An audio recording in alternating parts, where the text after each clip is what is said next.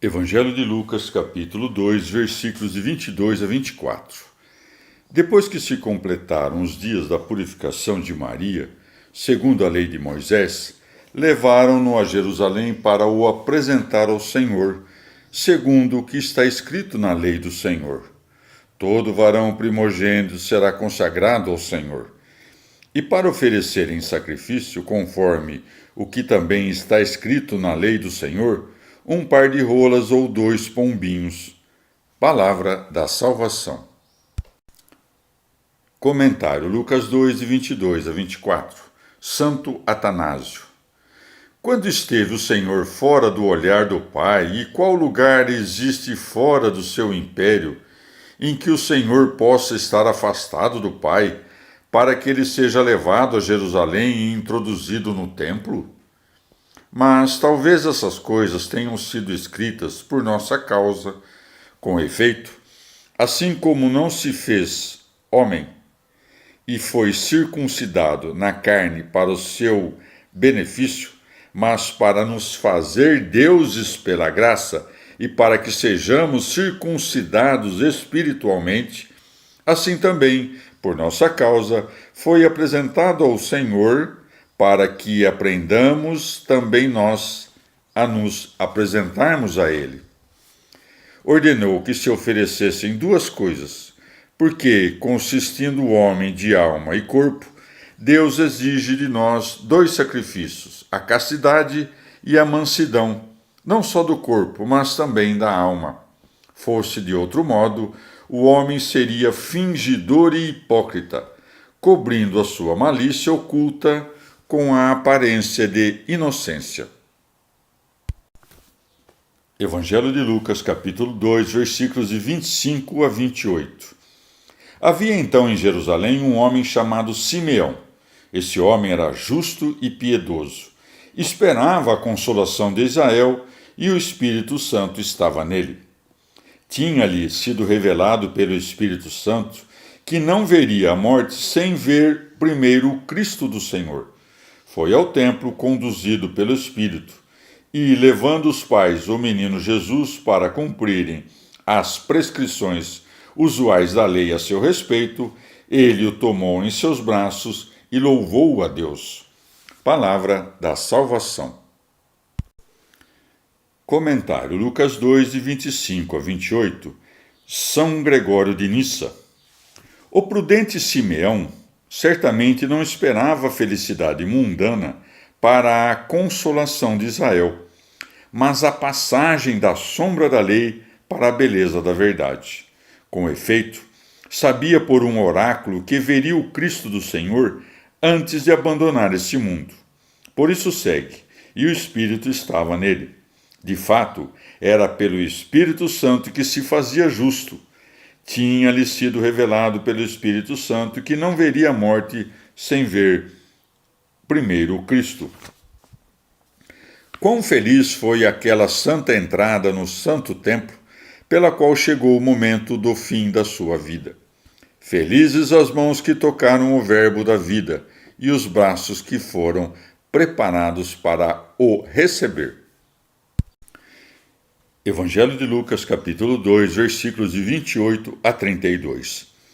Ele o tomou em seus braços e louvou a Deus, dizendo: Agora, Senhor, podes deixar partir o teu servo em paz, segundo a tua palavra, porque os meus olhos viram a tua salvação, a qual preparaste ante a face de todos os povos, luz para iluminar as nações e glória de Israel, teu povo.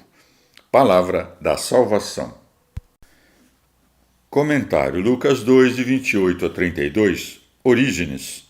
Se só de tocar a orla da sua veste aquela mulher foi curada, o que se deve pensar de Simeão, que tomou nos seus braços o menino e se alegrou vendo que aquele pequeno que segurava era o que tinha vindo libertar os cativos, e sabendo que ninguém o podia libertar da prisão do corpo, senão aquele que tinha em seus braços?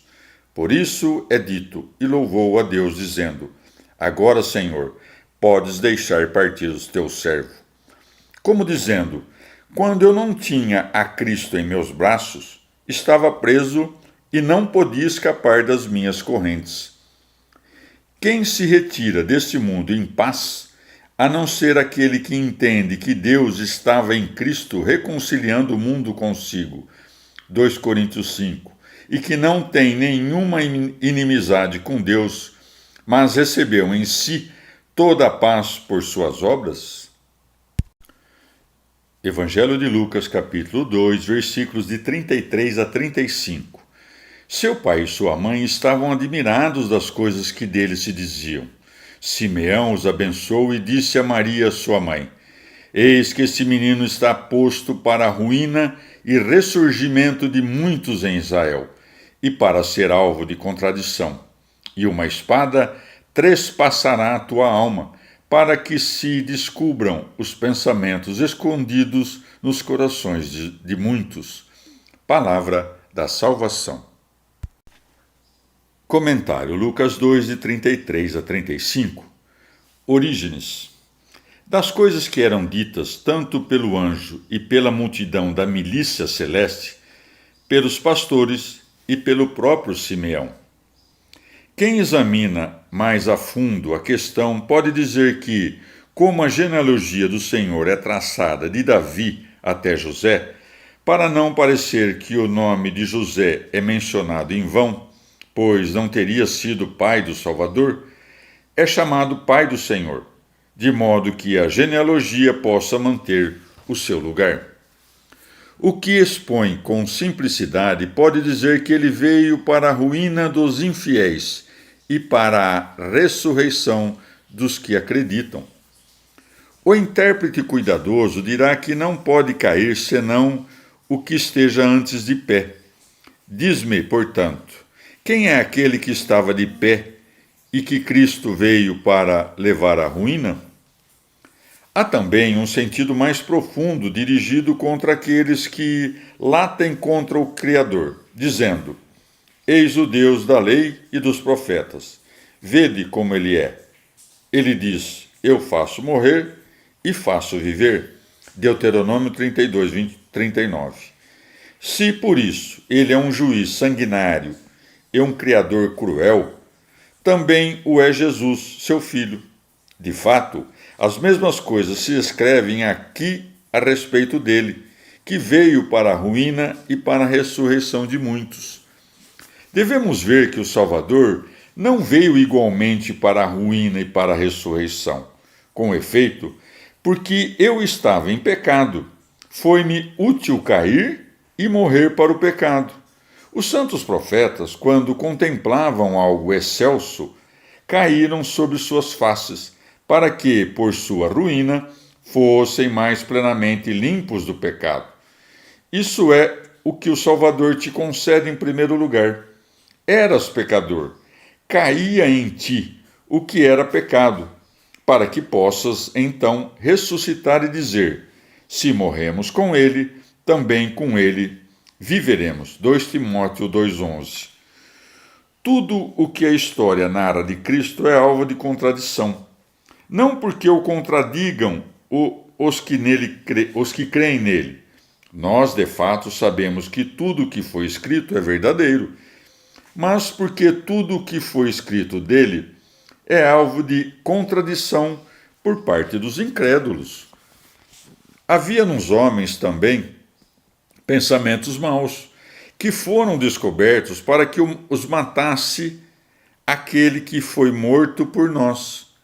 Com efeito, quando estavam escondidos, era impossível destruí-los. Por isso, se nós pecamos, devemos dizer: não ocultei a minha culpa. Se revelarmos nossos pecados não somente a Deus, mas também a aqueles que podem cuidar das nossas feridas, nossos pecados serão apagados. Evangelho de Lucas, capítulo 2, versículos de 36 a 38. Havia também uma profetisa chamada Ana, filha de Fanuel, da tribo de Asser. Estava em idade muito avançada. Tinha vivido 7 anos com seu marido desde a sua virgindade e tinha permanecido viúva até os 84 anos. E não se afastava do templo, servindo a Deus, noite e dia com jejuns e orações. Ela também, sobrevindo nesta mesma ocasião, louvava a Deus e falava de Jesus a todos os de Jerusalém que esperavam a redenção. Palavra da salvação. Comentário Lucas 2, de 36 a 38. São Beda. De acordo com o sentido místico, Ana representa a igreja, que está como que enviuvada por causa da morte do esposo. Também o número dos anos de sua viuvez representa o tempo da peregrinação do corpo da igreja longe do Senhor. 7 vezes 12 são 84. O número 7 exprime o curso deste mundo, que gira em 7 dias, e o número 12, a perfeição da doutrina apostólica. Portanto, pode-se dizer, seja da Igreja Universal, seja de qualquer alma fiel, que serviu ao Senhor por 84 anos, se cuida de observar, durante todo o tempo da sua vida, a doutrina dos apóstolos. Isso concorda também com o período de 7 anos em que permaneceu com seu marido, pois, em virtude de uma prerrogativa da majestade do Senhor, que ele próprio, habitando na carne, nos ensinou, o número de 7 anos é usado como símbolo da perfeição. Ana também se conforma aos mistérios da igreja, porque seu nome significa graça. É filha de Fanuel, que quer dizer face de Deus, e descende da tribo de Asser, isto é, bem-aventurado. Evangelho de Lucas, capítulo 2, versículos de 39 a 41. Depois que cumpriram tudo segundo o que mandava a lei do Senhor, voltaram para a Galiléia, para a sua cidade de Nazaré. O menino crescia e se fortificava cheio de sabedoria, e a graça de Deus era com ele. Seus pais iam todos os anos a Jerusalém, pela festa da Páscoa. Palavra da salvação. Comentário Lucas 2, de 39 a 41. Santo Agostinho. Como, porém, os seus pais iam todos os anos a Jerusalém durante a infância de Cristo, se o temor de Arquelau os impedia? Não seria difícil resolver essa dúvida, se algum dos evangelistas houvesse dito por quanto tempo reinou Arquelau. Pode ter acontecido que fossem a Jerusalém durante os dias de festa, ocultos em meio a tão grande multidão, voltando logo em seguida. Entretanto, nos outros dias, tinham medo de permanecer lá, para nem serem irreligiosos por se omitirem nas solenidades, nem se fazerem visíveis, morando continuamente lá.